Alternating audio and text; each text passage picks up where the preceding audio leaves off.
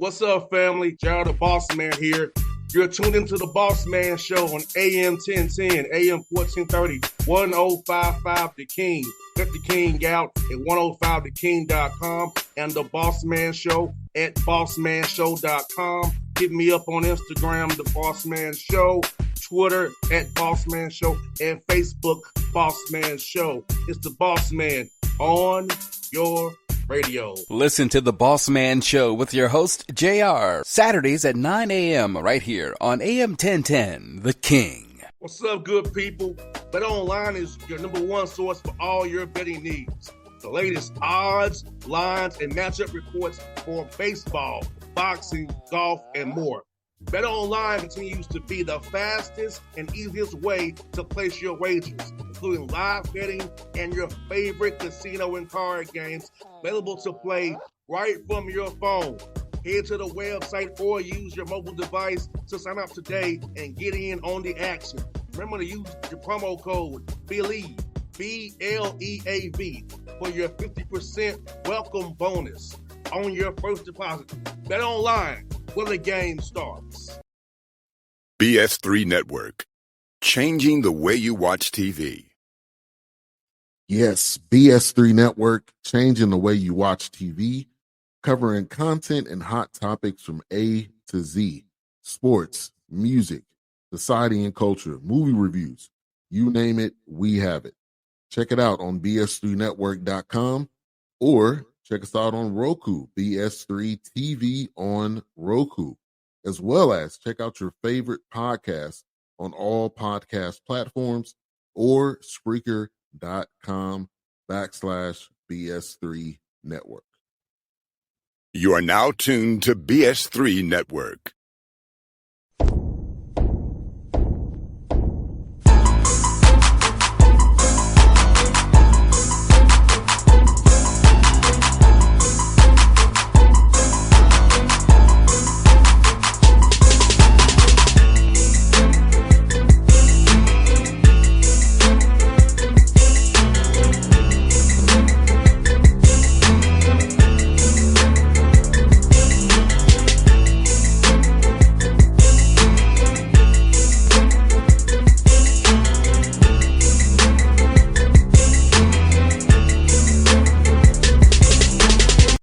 We back at it, Shawn Walker Show, Season 2, Episode 2. Come off a big win against John C. Smith up in Charlotte last night.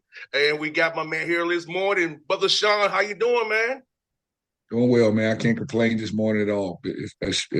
I've had much worse days than I have this morning, so I'm feeling pretty good.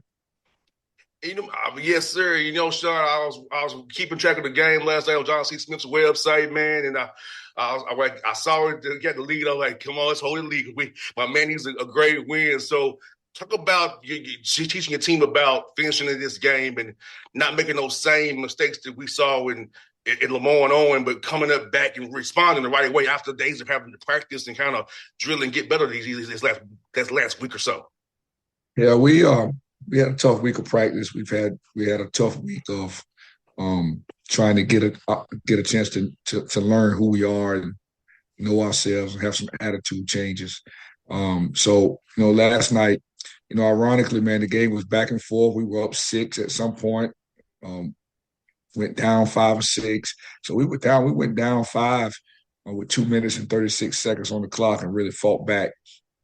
And last night was a night that we did show some resilience. We showed some character. We were focused, and we made some plays when we needed to make. We beat a really good team last night. It's really well coached. Coach Banks does a great job in his first year there, and they're tough and big and strong on the inside. We were very fortunate, but a game that I felt like we showed some signs of definite improvement, and hopefully we can continue.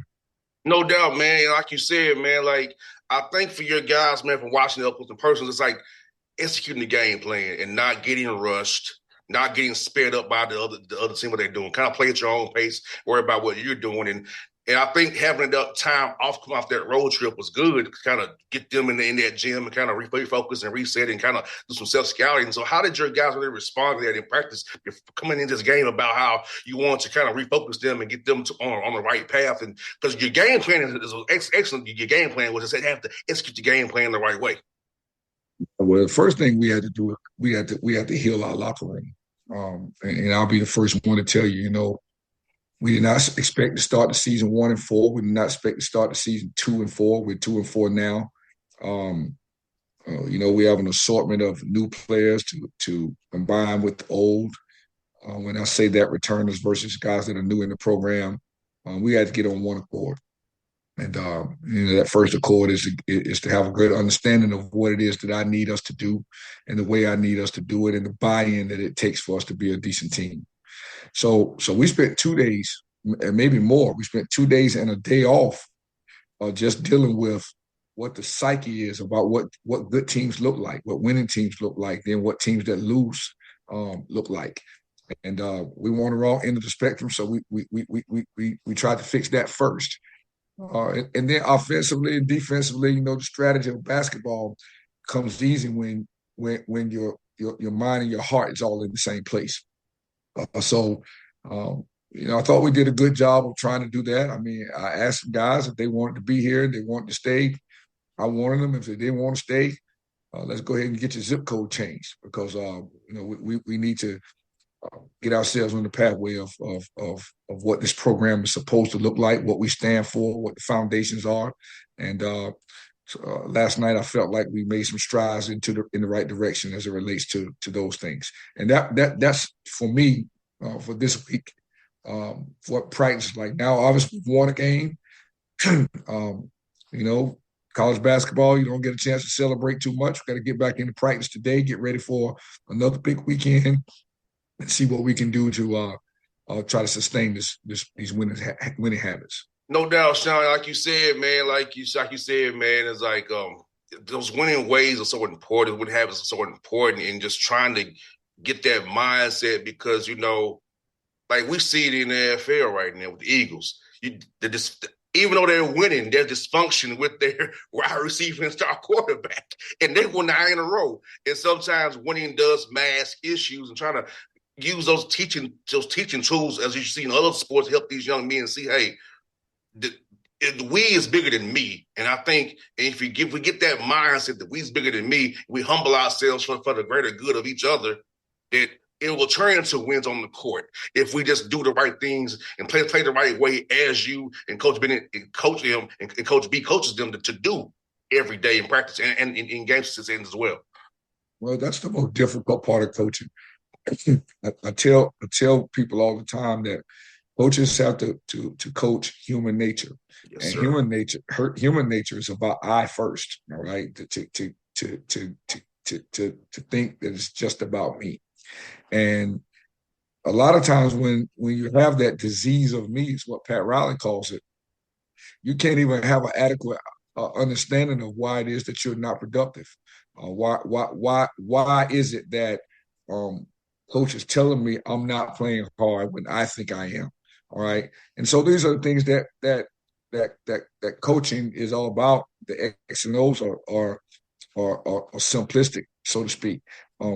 You got to touch the mind and the hearts of these kids who are getting information from all these different places that a lot of times are not really factual.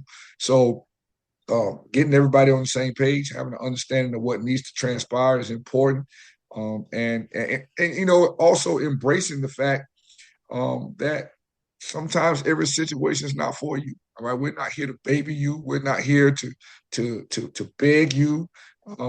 Listen, let's get on the same page, or you might need to take your talents to a place that you can be on the same page with your coach or your teammates, and that's important. I mean, sometimes you get stronger by a reduction and deduction.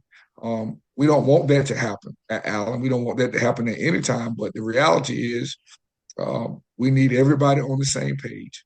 We don't expect you to be perfect, but we expect you to be perfectly engulfed into what we're doing. And when you do that, now the end result is the winning. the productivity and the process moves us into where we want to be in the final stages. And we've got to do a little bit better job of getting there, but we're working at it. And I'll tell you this, Shawn, that's just because you're my brother, my friend. The way you coach your guys is one of a kind because for me, the way you give out information is you can receive it very well. You know what I'm saying? Unfortunately, I didn't get that in my situation where I was at. The information came in a messed up kind of way. You know what I'm saying? My dad always say, Shawn, it's what you say and how you say it. Yeah. And I think you do a great job of that with your guys. Even in the midst of disappointment, you give them a message in a way they can receive it. And it's how you say it to them in a loving way. Well, so the teaching philosophy is that I do it first, and then we do it together, and then I allow them to go do it, right? And then the reinforcement when you get to the point of the you do it is important. In this day and age, I found that I spend a great deal of time giving metaphors, all right? Because the basketball piece, a lot of times these kids didn't play like we did, all right? And so the metaphorical aspect of communication is important to kind of help them to understand exactly what you're doing. So, I appreciate that comment. I don't know if our players, would agree all the time. I say to them that, obviously I know that I understand what I'm saying very, very well. And so now getting them to not only hear me, listen to what I'm saying, and then actually be able to go out and produce is the task. And in teacher education, I learned, growing up in a family of educators, that if you teach, and you feel like you were thorough in your teaching and your students did not get it, then you did not teach it. And so that's what coaching is. We've got to continue to grind it and grind it and grind it until the players understand, however that may be. And the good part about it is it's a long season, and that process is ever going. And Shawn, what do you see on film from Spring Hill? I know that they got two young brothers who like to do their own thing, man, and they really get after it. So, and they like to play that precision game as well, Spring Hill. So, what do you see on film from those guys as you get ready for them this weekend? Spring Hill's a very, very good team, very well coached, and Spring Hill's a little bit different than some of the teams in our league. They really spread you out and shoot the ball. I mean, they really run good offense, and they share the ball, and not a lot of set plays. And they got a big time shooter over there that's like a doesn't miss guy. Walter Pegg, I think his last name is Pegg, something like that. But Walter's his first name, and big time shooter. And they play a couple of guys that can really shoot the ball. They played a couple nights ago against Albany State and had 3 guys with 20 points. All right, they score a lot of points. And so we got our hands full for sure. We're at home. Right now, I'm super concerned with how we're going to respond. I hope we'll have a happy practice tomorrow, a happy environment that will be one that will be attentive, and we can understand what needs to transpire. And we just beat a really, really good Johnson C. Smith team. I mean, they were a really good team. And so I'm hoping that'll give us some momentum. We played some tough games. We played close games. All of our games have been close. Even the Lane game, we were only down 6 with 5 minutes to go. We just lost it there at the end. So we're looking for a good game. I do know we can't afford to give Spring Hill 90 points. I know that much. We can't afford to give up 10, 11 threes. I know that. And then we've got to, we've got to be able to score the ball. We got 70 points last night for the first time in the season. So 70 is like 100 for us. All right. And so I'm looking forward to seeing how we can continue to improve.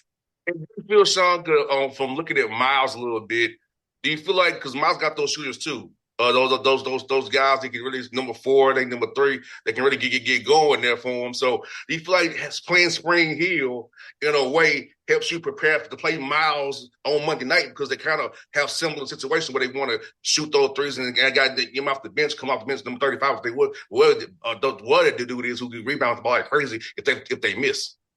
Yeah, so Miles is it's a powerful team, right? I believe Miles right now is playing better than everybody in the league. All right. Coach Watson's every year, you got to deal with Coach Watson and Miles, and they're going to be fundamentally sound. They're going to be solid. Miles doesn't need to get 100 points to beat you. Miles can win a 50-point game because they really grind you out on defense as well. But Miles is going to be a tough challenge. Miles has, in my opinion, where they have the preseason all player of the year, and Alvin Miles, who is their point guard, who is phenomenal. He's a phenomenal little player. I thought he had graduated last year. I wish he had. He's superb. And then they have a bunch of guys that are around him. They got a big kid inside. It's physical. They can score. And I think they've got at least 3 of their 5 guys back from last year, tournament runner-up. So they're going to cause us some problems, but we got them at home. And at this point, we got to play quality basketball. I think if we can shore up some things and continue to play quality style of ball, we'll be in those games, and then we'll see what happens at the end. No doubt, man. Like, hey, the SIAC East is crazy, but the West is crazy too, with all the competition on the West side of it. Then you got Tuskegee after that, but we'll get that next show. But the main thing about it is, man, that your guys are competing. It's an opportunity to get better every day. And let me ask you, because I'm probably asked you before. So I know how we did it at Tennessee State, but how do you kind of, in your mind, do these one-day preps where you got one day in between the games to get ready? So suppose listeners out here who don't really know what we're talking about, when you play Saturday and Monday, you get one day in between with the prayer on that Sunday. So how do you kind of handle that Sunday to prepare for that Monday game? Yeah, well, I will try my best not to get caught with that. And we start preparing when we have 4 or 5 days, like we have 6 days in between Johnson C. Smith or we're in exams. All right. Obviously, we got to spend some time doing things that we need to do for us. But as it relates to the similarities of those teams, we practice those things all week. So some of the things that we do, we saw last night with stagger screens, guys coming off 2 screens and looking to shoot the ball at Johnson C. Smith. Same thing Spring Hill's going to do. Same thing that Miles is going to do. So we know we got to have a cohort of concentration to those things. We're going to see cross screens on both sides. We're going to put a cohort of those things together. Now, when we get ready to come, it's not reinventing the wheel on Sunday. It's walking through, okay, we did this all week last week. This is why we did it.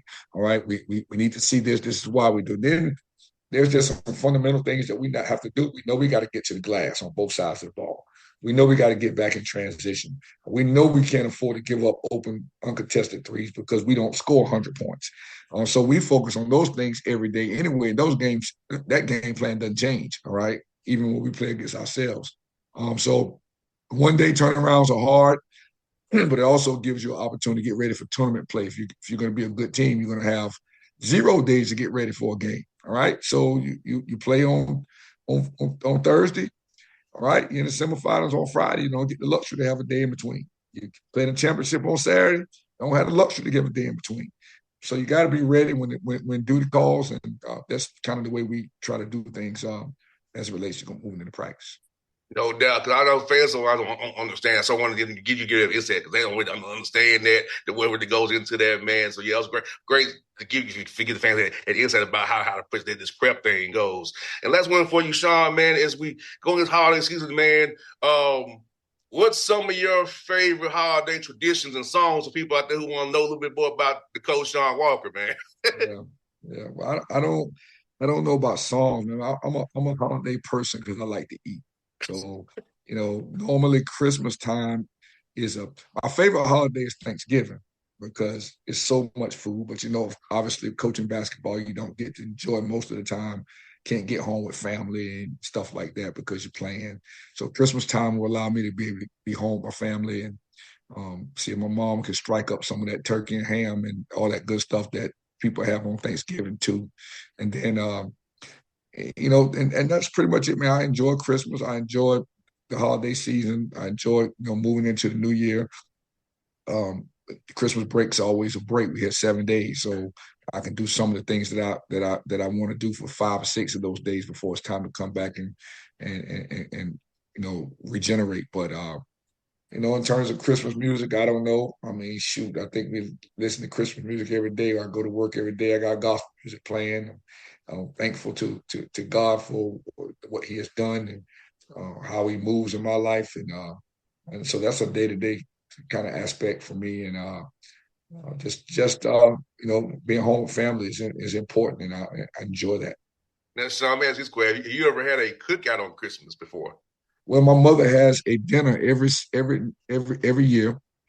She has not a cookout, but she has a big dinner in her house. This year, she's doing it Christmas Eve, so that my mom's side of the family, my dad's side of the family, come over. People are getting older now. Obviously, my dad will be 80 on February the 9th, and my mother will be 79 in June. So that's big for them. But I get thrusted into cooking fish and being outside, be it cold or be it brisk outside. I'm outside frying fish and sitting in the house or whatever the case may be. That's our form of cookout, and something my mother and father look forward to. And now people look forward to eating fish that I cook. So listen, that's the cookout piece for us. And so we have a big smorgasbord at the house in a little small town, Roper, North Carolina. And it's pretty fun.